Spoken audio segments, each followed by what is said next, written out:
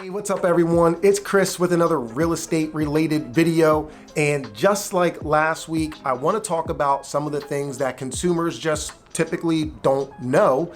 But instead of talking about buyers like we did last week, this week I want to talk about a few things that sellers generally just either don't know or have mistaken. But before we jump into that, a little bit of house cleaning. I'm Chris Nelson with Gemstone Realty, and this channel is all about real estate advice, tips, and tech. So if any of that excites you, you are in the right place. But do me a favor, drop me a comment, hit that thumbs up, consider subscribing, and mash that bell so that you're notified of my future content. All right, so for those of you who saw last week's video, we went over what I think was 8 things that buyers just have mistaken most of the time. So this week, we're gonna focus on sellers, and I have 8 things that usually sellers just are completely confused about. So the very first one is that buyers don't have any skin in the game until you or your listing agent receives the earnest money deposit. Now, in Pennsylvania, the contract is written, if it's not altered, where the buyer has 5 days to supply you with their earnest money deposit. So in a market like this, or actually in any market, what happens is once you go under contract, that buyer really has 5 days to think about whether or not they want to make good on that contract, because well, again, if they decide not to, really what recourse do you have if they haven't given you their deposit check? So the first thing is to keep in mind that you want to get, as a seller, you want to get the buyer's earnest money deposit without delay. The shorter the better, because until then, again, no skin in the game. The next thing is that unless you are a corporate seller, most of the time, backup offers do not exist. I hear it quite often from buyers where they'll ask, is the seller accepting backup offers? And a lot of times the seller will ask me, are we allowed to accept a backup offer? In the state of Pennsylvania, you can accept one offer at any time. Now, you might be able to ice a buyer, letting them know that you are going to be accepting an offer, and if things don't work out, that you will circle back to them.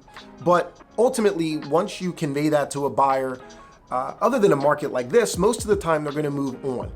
They're not going to wait around to see if things come to fruition.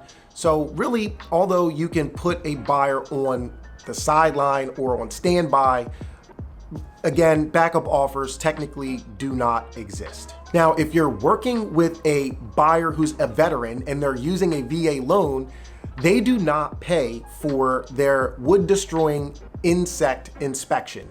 And that inspection is actually required for them to get funding. Now, quite often the seller will assume that cost, and hopefully you will, or at least consider it, because at the end of the day, these are vets. But keep in mind that if you are dealing with a veteran using a VA loan, you might be surprised when your agent calls you and says, hey, we need for you to pay for their actual insect inspection. And it's not a huge expense, somewhere between $75 and maybe $150, depending on the size of the property and different structures.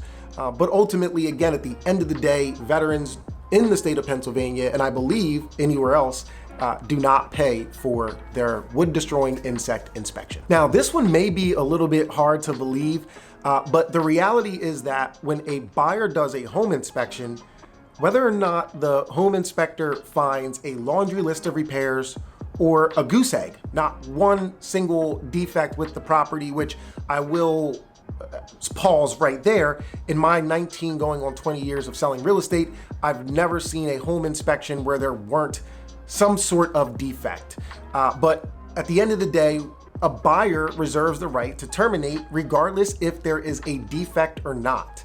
So keep in mind, even though you have a deposit from the buyer, if you haven't gotten through your home inspection contingency, and if there isn't any wording that states that the buyer will be responsible for a certain amount of repairs, well, technically they can walk as long as they're doing it within the due diligence timeframe that's outlined in the Pennsylvania Agreement of Sale. Here's another one that you may not believe, and that is if a buyer were to default, and this actually applies for both sides, but if a buyer were to default, the money that's held in escrow, the buyer's earnest money deposit, does not automatically go to the seller. In order for the money to be released to any party, both sides actually have to come to terms and sign off on a release of deposit money, and that document will show exactly where the funds get allocated. Keep in mind, if a buyer defaults, majority of the time they're not going to argue the point too much. Now, they may try to negotiate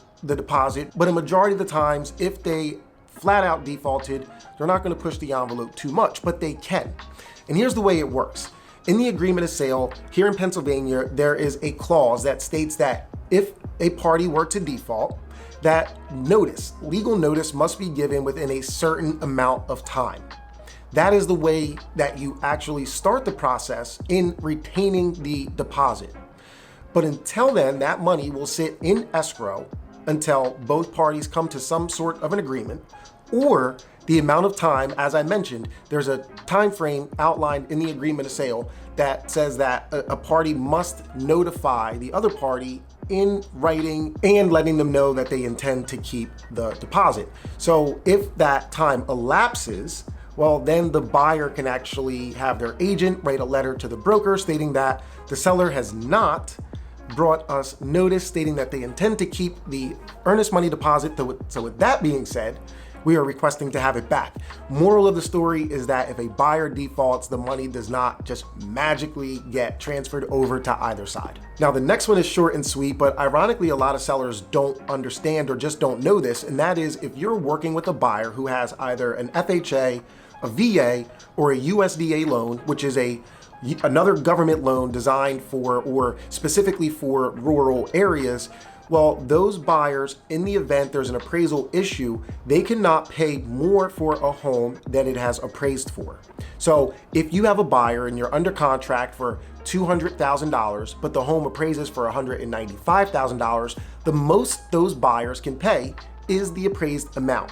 You cannot ask for them to make up the difference on the side and come out of pocket with cash or anything to that extent, because, well, just keep in mind that the appraised value is the most that those buyers with those particular loans can pay. If a buyer were to lose their job or actually have a decrease in their pay that put them in a situation where they could no longer afford the home and subsequently were denied a mortgage, no matter where you're at in the transaction, you as the seller cannot keep that deposit.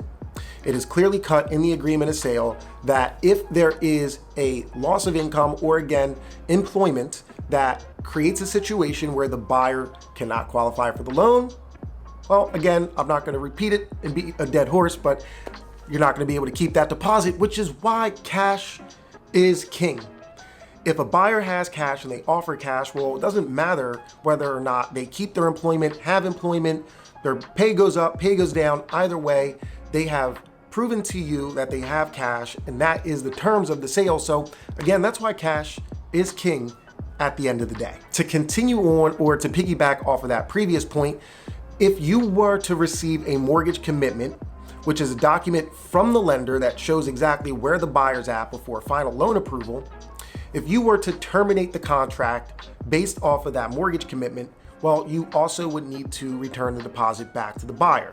Now, if you come to find out that the buyer falsified a mortgage document or supplied false information somewhere during the process, well, that's a little bit different. But if you receive the mortgage commitment and none of those things have taken place, meaning the buyer has not fraudulently filled out a mortgage application or been deceitful, well, then you would have to notify the buyer that you're not moving forward with the transaction, but at the same time, release their earnest money deposit back to them. So until you get to a certain point in your transaction, earnest money deposit received through your inspections and a clean mortgage commitment, which usually will let you know where they're at with the appraisal as well, well, your deal could be a bit dicey. And the very last point is that in the state of Pennsylvania, there is a clause in the agreement of sale that is referred to as maintenance and risk of loss. And at the end of the day, what this statement says is that you, the seller, will maintain the property in its condition. So when you go under contract with the buyer, the condition that that property is in to every little detail. If you put a hole in the wall, if you scuff a floor, if you have a plumbing leak, It doesn't matter what the defect or damage done. If your heater goes out, these are all things that A, you need to notify the buyer of, but you are also required to repair to equal or better condition, or the buyer does not have to move forward with the transaction if they decide not to. So that's it. Those are 9 things, and I'm sure there are more. As a matter of fact, if I'm missing something, let me know, drop me a comment. But those are the things that I wanted to share with you that I think sellers commonly just have mistaken. So once again, I'm Chris Nelson with Genstone Realty. I hope you enjoyed this week's video. Tune in next week for the very next Just the Tip Tuesday with Chris. Until then, take care.